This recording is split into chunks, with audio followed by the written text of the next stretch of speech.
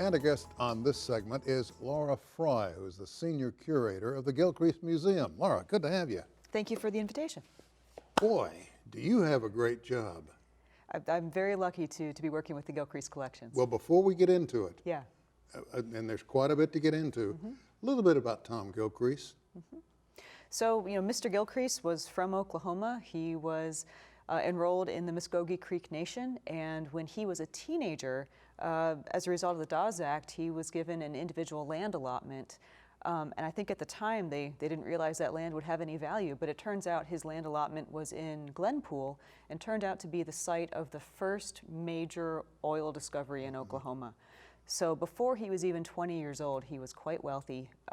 And as he was a young man, he used that wealth to further his education and eventually to start building a collection of art, of history, of archaeology and anthropology with the intent to form a museum. You know, when I moved here many years back, there were still some folks around who knew him. And I had the chance to see him through their eyes. Virtually every one of them zeroed in on the same thing. He was a studied individual who took measured steps, was the thing I gleaned from it. Not prone to wildness or the wild and woolliness that came from the discovery of oil, and what some of the producers like to call the wild and woolly days. Sure. That description fits everything I've read about him. It's he was quite an extraordinary individual, I think, and I think it's interesting that once he'd really come into this fortune, that he wanted to use that money to give back to his community and to give back to the public. You know, I think he recognized, perhaps, and correct me if I'm wrong, he had to have recognized all of the wealth of history that we have in this region, history that occurred long before the forced removal and forward. And along the way, he watched other historical developments and said, you know what, we need to house this somewhere. Am I reading that correctly? Absolutely, and one of the things that seems to have inspired Mr. Gilcrease was when he was still a young man, he toured Europe and he got to see the Vatican museums and the Louvre, and he decided that he wanted to build a museum like that, but for American history, American art. And at the time, there weren't many museums in the United States that took a focus on American art and culture. And so when he started collecting artists like James McNeill Whistler and Frederick Remington, there simply weren't many collectors out there looking for that historic American artwork. When he was collecting Southeastern archaeology, Mississippian material to show that he wanted to show that American history did not start with Christopher Columbus, that the history of this area extends far beyond European arrival in the Americas. And he was certainly looking for some of these items to add to the collection, but also at some of these stories in an era when I think they were largely ignored or really hadn't come to the forefront. So he was very ahead of his time in many ways. When you came here, I mean, they made you aware before you came of what you were getting into. You're not just dipping your hands into the waters of history, you're jumping into the lake through the Gilcrease. There is so much there. And now we're talking about an expansion. Here comes the fun part, folks. Get ready. Do you have it designed? Do you know what you're going to do? Is it on the drawing board? Where are we? We're in the very early stages of planning a $75 million building renovation and expansion now. And we have the architects hired. We're working with the Smith Group. They're based out of Washington, D.C. and have worked on several Smithsonian institutions. And they're partnering with One Architecture, which is a local firm based here in Tulsa. And they are just starting to take a look at our building, our site, what some of the possibilities are, what the real needs are. And so we don't yet have designs. I think we'll have designs by sometime this spring, but they're starting some of that initial research right now into what the building really needs, from the back end, the loading dock, the HVAC systems, to that visitor experience. What could a new entryway look like? What will new gallery spaces look like? We have some video from the Gilcrease that you folks provided, and we're going to take a look at some of it. Of course, with the Allen Hauser piece out front. Oh, I love that piece. So sorry they took it off our license tag, but I didn't call it. Do you have any inkling of what direction the addition's going to take? You mean which physical direction Yeah. from the building?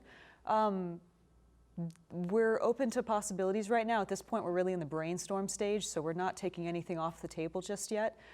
We definitely want a new entry experience. So right now, when you come to Gilcrease, you see the beautiful sacred rain arrow, but then when you come through our front door, it's a fairly small space.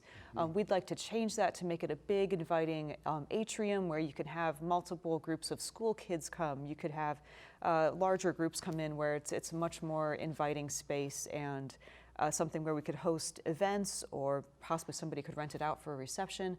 But we're hoping, definitely want that entry experience to be much grander and more welcoming. I think more indicative of the scope of the collections that you'll see on view. Right now, when you come up, I think the entrance appears much smaller. It doesn't give you a sense for how large the whole building is. So when people leave Gilcrease, they'll tell us, we had no idea that you had such a fantastic collection. We had no idea you had some of the greatest American artists who've, ever, and that you had this incredible collection of history showing the last 13,000 years of culture in the United States, in the Americas, United States and beyond. And I think we'd like our architecture to help pave the way for that visitor experience, that they're going to see something really special when they come to the museum. How much are they not seeing? Well, we only have about 5% of our collections on view at this time. About 5%? 5%. So that means you've got 95% they're not seeing. That's correct. We have, the collection's quite large. We have more than 350,000 items in the Gilcrease collection. So while we do have quite a lot of the collection on view, it really only amounts to about 5%. And one of the things we're hoping to expand with the new building is to have some additional areas of open storage that are accessible to visitors, where they can see more of the collection itself as they're going through the museum. Holy Toledo, I had no idea. I knew there was a lot. I had no Yes. idea.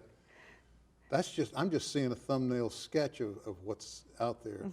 Is there a program for artists in residence or sculptors in residence yet?